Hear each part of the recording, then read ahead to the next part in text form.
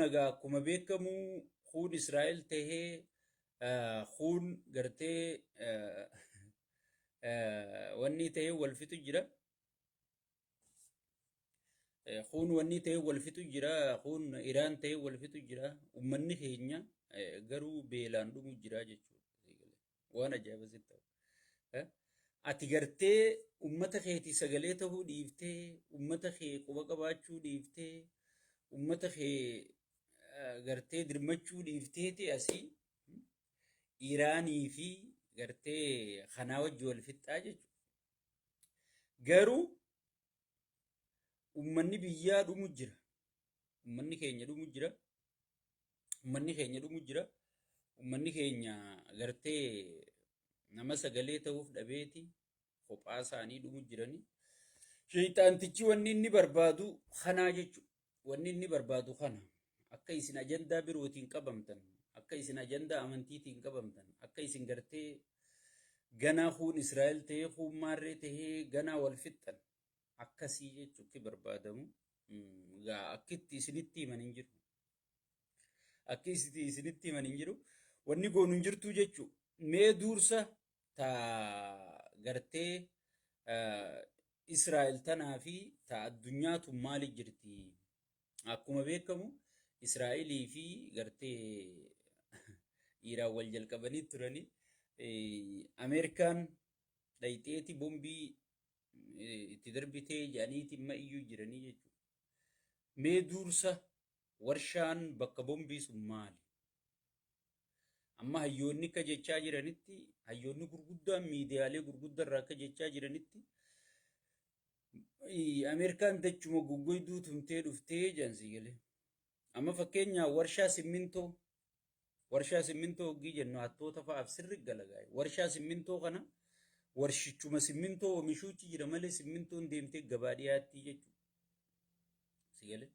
Warshaa saabunaati yoo fudhanne warshuma saabunaatuchi jiraata malee warshaa saabunaatuchi jiraata malee saabunni keessaa baheeti magaala gabaaf dhiyaataa jechuudha. Gartee hundinuu akkasuma. Warshaan niikuleeraatiis niikuleerri already tolfameeti iddoo sukuriitii bakka jabeeffamu kaa'amaa jechuudha. Yoo kana jalaa gubaniis bakka birootti already mataa namaa keessa jira.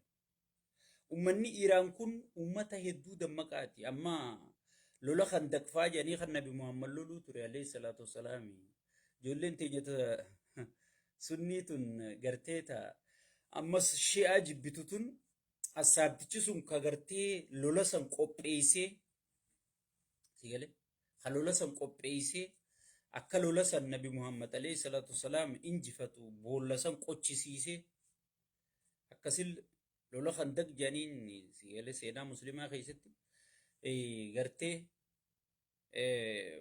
ka lola san qopheessee mucaan assaabtichi sun gartee warra Iraan kanaa jechuudha. Diinuma Islaamaa kanaa ufa gadhaabe ijoollee Iraanotaa tanaa jechuudha. Muslimii, Bukhaarii, Maarree kunuundi Arabuma keessaa gartee namni seenaa qabu. Eeguma Nabi Muhammad dhufee xiqqoo Arabni namni bebbeeke malee seenuma isaaniitu gartee namni beeku hin jiru. Isinis suutuma ja'a. Ta Iraanitti yoo addeebine Iraan jechuun kun warra gartee aljabraa, keemistirii, fiiziksii, baayoloojii warra yaada kana addunyaaf dhiyeesse jirru kun. Warra yaada kana addunyaaf dhiyeesse. Aboo warri sagalee jettu bahiitii deebii sagalee jechaan waliin. Sagaleen sibiraa rakkoo malee na biraa sirrittiin if dhagaanu. Warra gartee qarooma kana addunyaaf dhiyeessee jechuudha. Sigalee warra qarooma kana addunyaaf dhiyeessee jechuudha. Jarri kun gartee yaada kana ni qaban garuu ifiyoo waliin taaneef yaada isaanii kana gartee akkaataa itti galmaan gaatan waan hin qabneef ifimaa fi walirra bobboo eegalan Suudii fi isaan waliin fedhan Iraaqii fi isaan waliin fedhan jabina qaban kan akkam godhan adda hiran. Igale.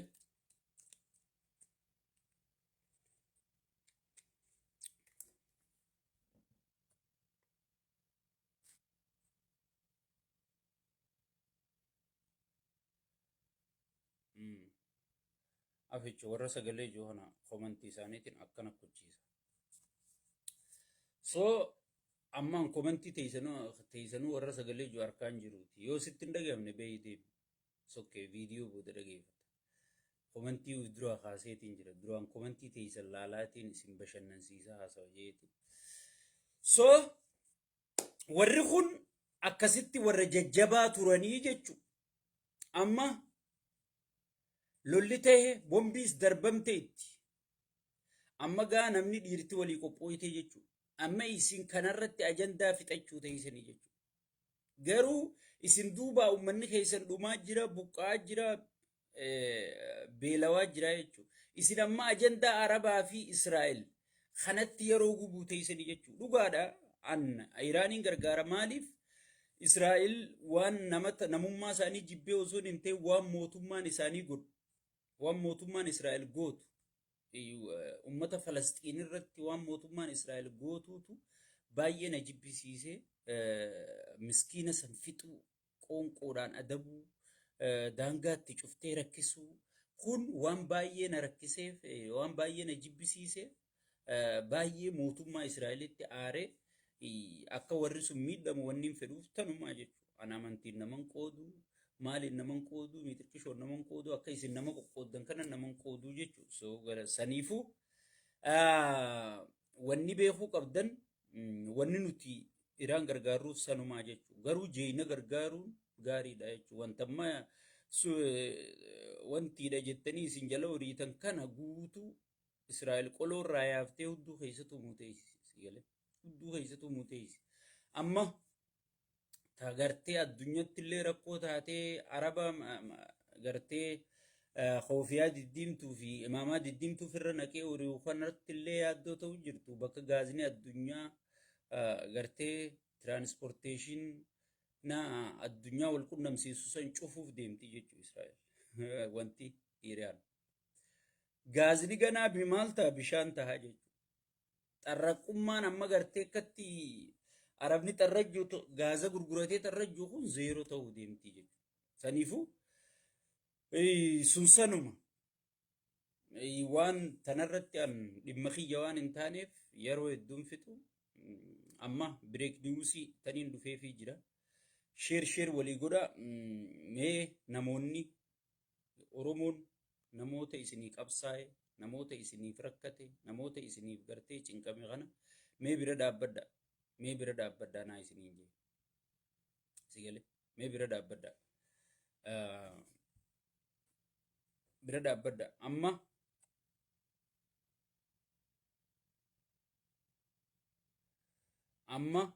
ummanni keenya wanni beekuu qabu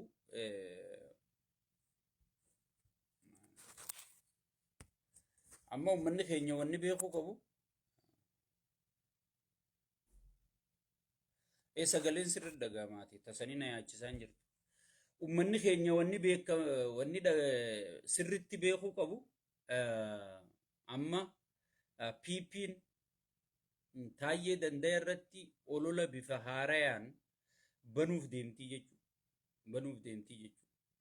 Maal jettee sagalee isaa murtee tadheengadda inni waan jiru hunda saaxilee murteeti gartee akka waan inni gartee aangoo barbaadu akka waan inni maal barbaadu godhuudhaaf qophaawaa jirti jechuudha. San gubbarraan eegaa dheengadda inni iccitii kana gabbaasee booda gartee mootummaan ammaa booda bilookiin si godha kiyyaa yoo ammaa booda sagalee jettee barreessite as jalaa deemte sigalee mootummaan gartee mootummaan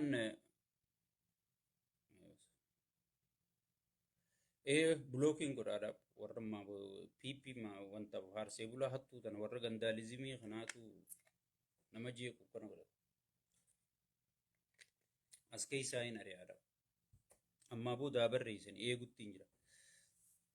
Hin kuchiisaa jechuudha. Anaa kuchiisaati isin yaadinaa dhageeffadhaa. Taayyeen eega waan kana saaxile gartee ayyee isinitti dhiisa sagaleen kiyyani dhagamanii beekan telefoona birootiin asii caqasu jira sirri dhagamu jira.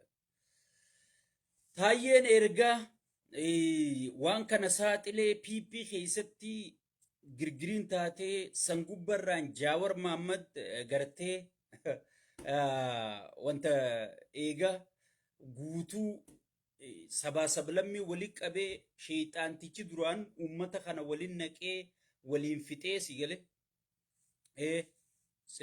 blookiin godha sanii tiriisa waadaan isin haa barre eeguttiin jira na ammana akka ol kute san barbaaduu hin danda'u haa sagalee jee maa booda barreessu sagalee san bulchiniiti si gale Jaawar Mahammad eega gartee sabaa sablammii walii qabe eega jawween sabaa sablammii afaan tokko dubbise warra gartee inni dafile amma dheengadda dhageeffattanii mire dheengadda wanti gadduu dhageeffattanii gadduun nu bira dhufeeti je qaallichi sheeyxaanni wasaynu kun nu bira dhufeeti Oromoo isiniifin caccabsu jira nuun jaaje Oromoo bira dhaqee awwaan kan amma dura saaxille nuti namichi paartii isaa keessatti tokkummaan uumne namichi gartee gosaa fi gosaa gaafa harargeen gosaa fi gosaa wal qoodu ajandaan kun waajjira pirezidaantirraa ka'ee oromiyaarraa ka'ee guyyaan ani isiniin jiru ayi waan shimallis hin feenee fi waan shimallis hin jaalannee fi waan shimallis irratti ololaa jiranii fi waan akkanaa godhanii jechuu turte yaa Oromooti. Nuti waa takka mootummaa tanarraayis nuti laa dafqaan bulaadha. Dhugaan si himanii dhageeffa. Nuti dafqaan bulaadha. Mootummaan tun jiraatte deemtee jiraattus wanni nu irra ta'an jiru deemtus wanni nu dabalamaan jiru garuu ummata keenya harakkachaa jiru kanaaf sagalee taana jenneeti malee waa takka dafqaan bulalaan nuti huurkinee jiraan abbaan fedhe yoo dhaqe nuti huurkuma keenyaan jiraanna malee harka namaa rabbi nu eeggachiisin ammataa kiyyaaf fakkaattota kiyyaaf dafqaan bultoota akka kiyyaa mara rabbiin gartee harka namaa nun eeggachiisin adeeroo xiqqoo qabdu yoo nyaatte bar gammachuudha bar fi gammaddaa bar arra warri qaallicha tortoraa kana jala gale kun akka isaan keessa jiran rabbii fi anaaf beeku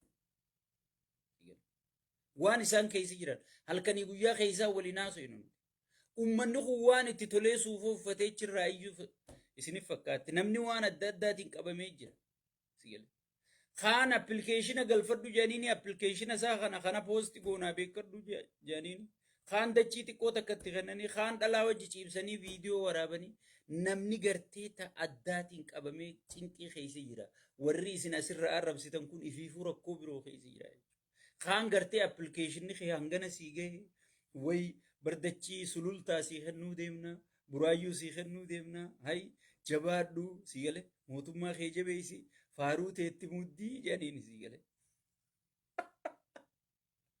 sii gale namni cinqii keessa jira cinqiidhaan qabameeti asirraa abbichuu jamalee namni rakkina qaallichi kun oofaa jiru hin garre hin jiru gariin ammoo qawwee gurguratee biyyaa bahe yoo warri aabaa'oo hunfaan sirni aabaa'oo kun dhufee bakka qabate eenyu qawwee gurguratee biyya Awurooppaa Ameerikaa Suudii Astiraaliyaa eenyu jiraa takka wal beeka qabsaa'onni kun warra qawwee gurguratee qawwee facaasee baheetu qaallicha kana faarsee akka an qabsaawaadha wayan akkana miitirkishoon mee ati qabsaawaadha dhuga baganuu qabsoo itti galatoomi thank you ijanurraa bante hayyee ati gaafiin ati tarreessitee gaafa qabsooytu nu kennite sun nu himte sun meetamtu deebeejii gaafa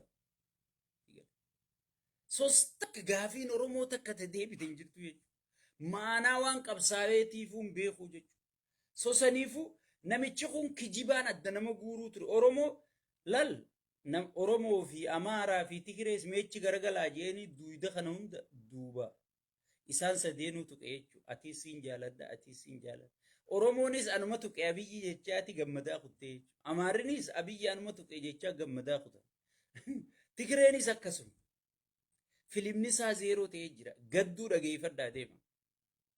Waan amata meeqa dura nuti iyyaa turre asirraan isinii saaxilaa ture gabbaasu jiranii jechuudha. Warri keessa ture, warri akka taayee, warri akka gadduu. Gadduun amma wanniin an godhu jiru Oromoo isinii balleessu.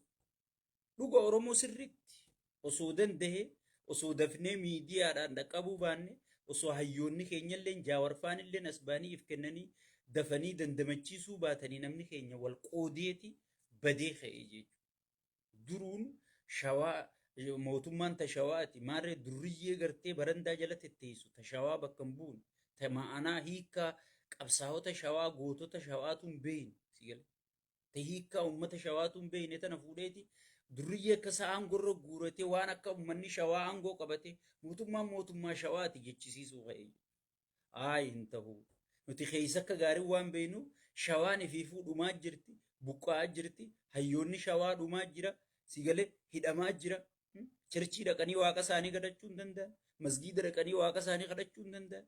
Sigale tan qotatan muratanii galfachuu hin danda'an. Intala barumsatti erganii gudeeddamteetti galti. Sigale ilmoo barumsatti erganiiti butamee maallaqa miliyoona meeqa gaafachaa jira. Cinqii shawaan keessa jirtu namni keessa jiru hin jiru jenneeti dhugaa jalaa saaxillee wanni mootummaa shawaa jiru sun kuffisnee jechuudha. Alhamdulillahi rabbil aalamiin. Wallaggaatu jijjiirama Oromoo hin feene wallaggi kanaa wallaggi gaafa dur maarreen Minilik Harargee fi Arsiifaa dha'uu isiin gartee riferendamii gaafatteeti Gaambeellaa fa'aa wajji jiraanna jetti Oromoorraa haajaan qabdu dhiiga Oromootiin ichi guutte tanaafi gartee mootummaa Oromoo balleessuu deemte olola akkasii kaasan. Wallaggiis Oromoodha namni akka wallaggaa dhumu jiru hin jiru. Namni akka wallaggaa gatii kafalu jiru hin jiru. Sigale wahuma qabnu waan dhabne hunda wajjuma dhabne malee waan qabnus wajjuma qabna malee tan Oromoon qoftiin tan wallaggii harkatee Oromoon dhabde Oromoon tun dhabde tan shawaan harkatee Oromoon tun dhabde hin jirtu jenneeti harka kuffifnee jechuudha. Sigale harka kuffifne dhaabboo kasagalee jiru dhufeeti amma blookiin godhaa kanaan blook.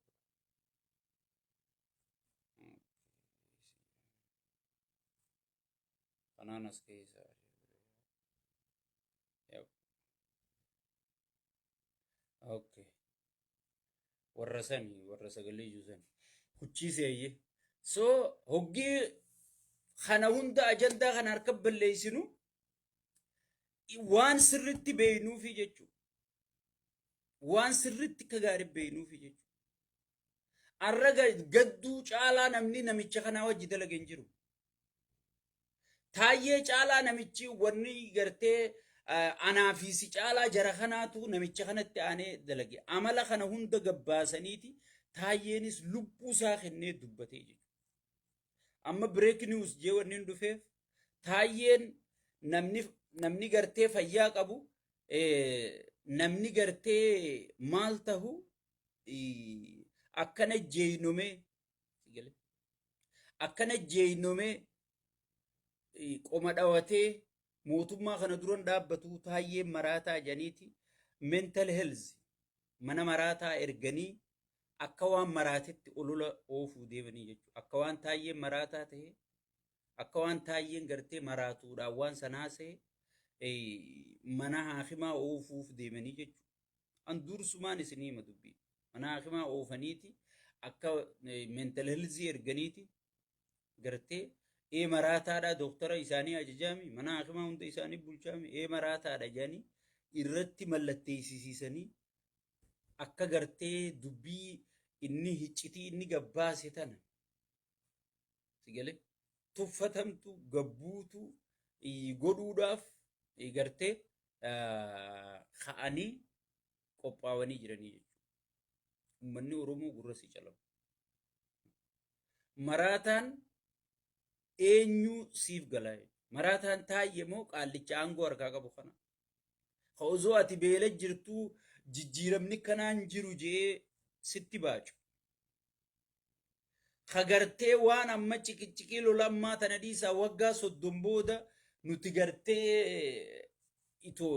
gartee biyyuma tanaa guutu Afrikaa irratti tokkoffaa ta'uu teenya jee kan namni bar biitti tun akkamitti Tigreen kophaa muramte Amaarri kophaa murate si galee dhiiroo meekkam taana je'ee kan gartee ummanni qabatee if laalu jiru inni waggaa 30 booda asin jirru kana jirra miitirqisho jirra siin jaa dhaabbate so maraataan kana moo nama gartee dhugaa lafarra jirtu namni beelawaa jira dhumaa jira si galee buqqaa jira godaanaa jira biyya dhabne ilmaan biyya hin qabne guddisuu caalaa du'ee badee ilmaan kiyyaaf gartee wanna ta'uutu jira ji'ee wareegama ifirra murteessee kakafaleetu maraatamoo hagartee dhiiga ummataatiin ichi dhufee ummata baacuutu maraataadha san ummanni Oromoo haa walii ilaallatu jechuudha. Amma wanni inni dhufeefan gartee wanni kanaa taayyeerra geggeeffamuuf deemti itti qophaawaa jiranii. Sabboontonni Oromoo ichi keeysaa gartee waan akkanaa deemu deemaa. Dafaatii gurra ummataatiin nu gayaa jedhanii waan nu dubbataniif dafnee isin hin geenye amma taayyee waan akkanarratti hojjetamuu deema. Wanni isi godhamuu qabu. Wanni godhamuu qabu ummanni Oromoo paartiin tokko ni dhufaa ni dabra. Abiyyi harka quufe kun dheengadda wayyaanee keessa waan inni ture isin hundinuu ni beektan. Namni isa beekuu hin turre. Inni kunis ni dabra. Garuu sabni keenya Oromummaan wanni walitti qabnu wanni waloo hin qabnu sun hin dabartu.